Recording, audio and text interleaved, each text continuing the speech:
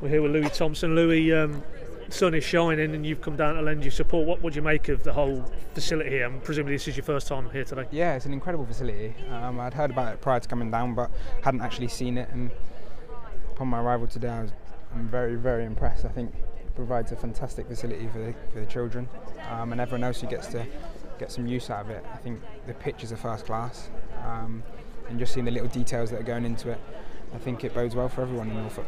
And the thing is, obviously this is just the first phase. Ideally, I think they're hoping they can get a level of funding to build on it again. And these sort of facilities are so important in the community, do you think? Absolutely. I think if you look at children growing up and you've got to try and create that environment, a professional environment for them to learn in, and that can only bode well for them. And I think the uptake in kids coming to use a facility like this will increase, and that's ultimately what everyone wants. Going back to when you're not that old now, but when you were a young man, these sort of facilities, you can't underestimate what an impact they can have for children. Absolutely. I think I didn't have this growing up, and if I did, I think you'd have spent even more time playing football, and that's the thing, that the hours that children are playing is pivotal, and they're going to be able to learn, like I say, in a professional environment and something close that as they go through the levels, and hopefully, like every kid wants to make it professional, it's not going to be too dissimilar to what they're used to. In terms of, I know you've obviously been here 2 or 3 years now since you moved up from Swindon. You must get the sense of how important Norwich City is in the community and in the county. You go around the town and you don't tend to see young kids wearing United shirts and Chelsea shirts. It's Norwich shirts. Absolutely. And this is kind of flows into that, doesn't it? Yeah, definitely. I think it's a big club in a big area as well, and everyone's right behind the club. And I think that was paramount when I first signed here. But as I've immersed myself in the county, it's grown even further. And I think, like you say, you only see kids wearing Norwich shirts, and it's heartwarming, and it's nice to be able to have a facility that gives back to a little bit to them and improve that bond between the football club and the supporters.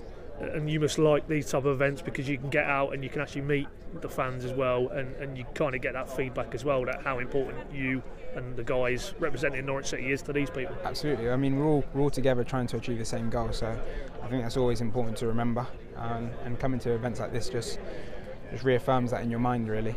And like I say, it's a nice facility to have for everyone to get behind, and all move collectively to the same goal.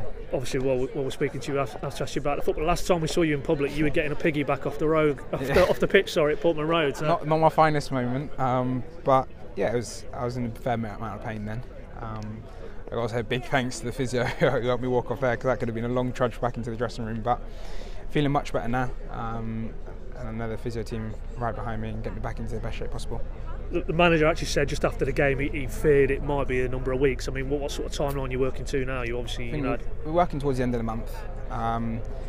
It's a difficult one. You don't really want to rush muscle injuries, but at the same time, you want to be aggressive with it as well. I'm gutted that I got injured in a time that I thought I was doing quite well. And I think I've just got to be patient with it, listen to my body, and I'll be back as soon as I possibly can. Now, if anybody needs or deserves some luck with injuries, it's definitely you.